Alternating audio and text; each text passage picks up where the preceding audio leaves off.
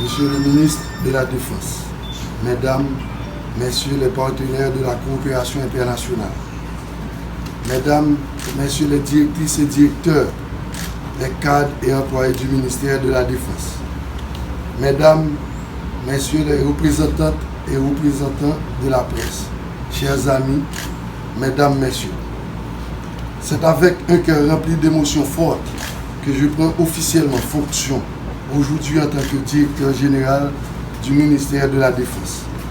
Ma trajectoire professionnelle et ma formation, ajoutée à mon sens civique et patriotique, devraient me permettre de participer, sinon d'apporter une nette contribution à la modernisation et au développement de ce noble et grand ministère qu'est celui de la Défense nationale.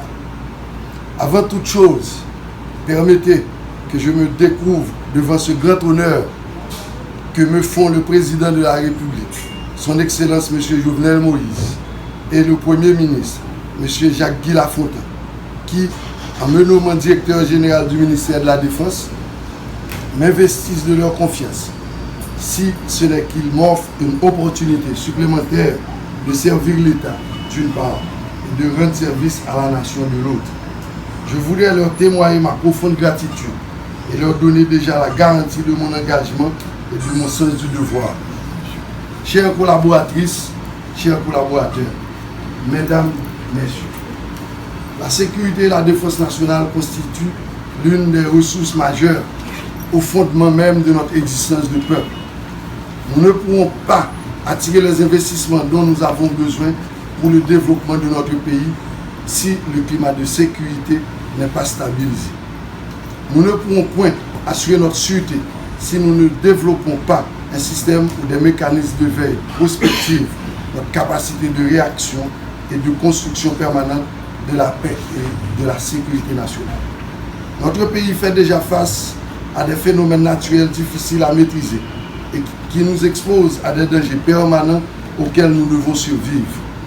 Je parle notamment des risques et catastrophes naturelles qui nous obligent à développer de grandes stratégies de résilience.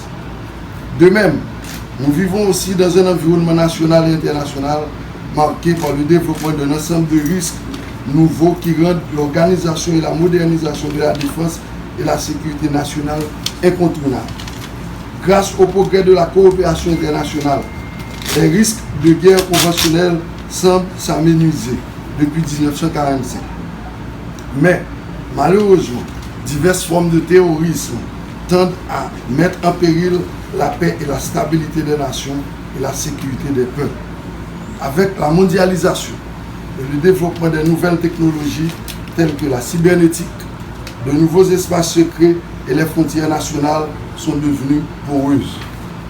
Il s'agit donc pour les États et les gouvernements de trouver des stratégies innovantes pour défendre avec intelligence et fermeté les vies et les biens pour garantir à leurs concitoyens la sûreté nécessaire à leur existence.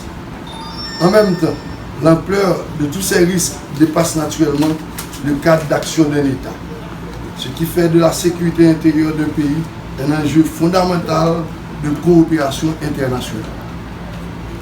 Le gouvernement haïtien dirigé par le Premier ministre Jacques-Guy Lafontaine a bien compris l'énormité et l'urgence de ces problèmes et veut se montrer à la hauteur des défis de la paix, de la sécurité, de la défense nationale et surtout de la création d'un environnement sécuritaire propice au développement économique et social durable de notre pays.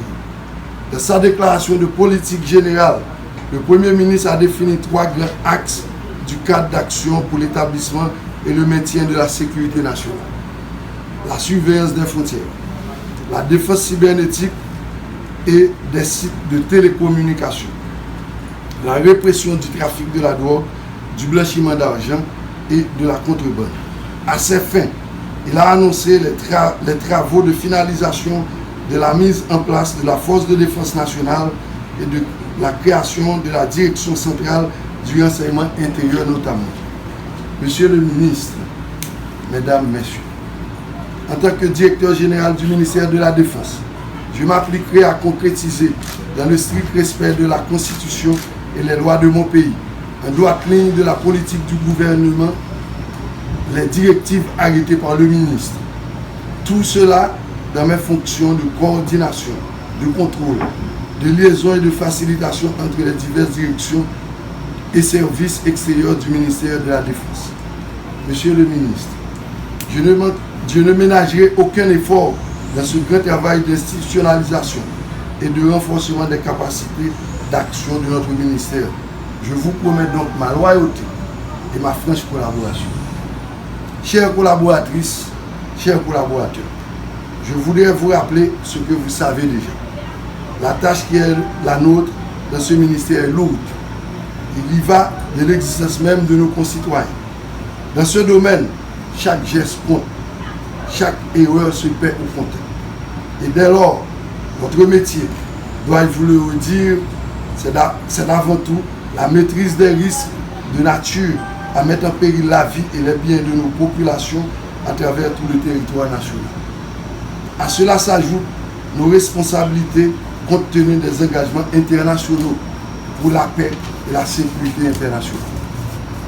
J'en appelle donc à votre engagement de toujours, à votre sens de responsabilité, à votre civisme et à votre patriotisme pour la production de travail sérieux et de bonne qualité au sein de notre administration. Je vous invite de mon côté à vous fier à mon sens de la mesure et à compter sur ma capacité à joindre dans un fil ininterrompu vos aspirations personnelles et les exigences du travail rationnel bien fait pour le bien de notre pays.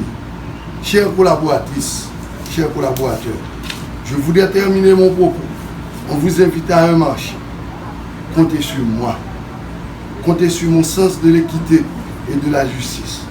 En retour, je veux pouvoir compter sur vous, sur votre sens du devoir, sur votre esprit de coopération et sur votre souci du résultat pour affronter les défis permanents qui nous attendent dans la lourde tâche de faire fonctionner le ministère de la Défense et de garantir la sécurité et la sûreté de la population.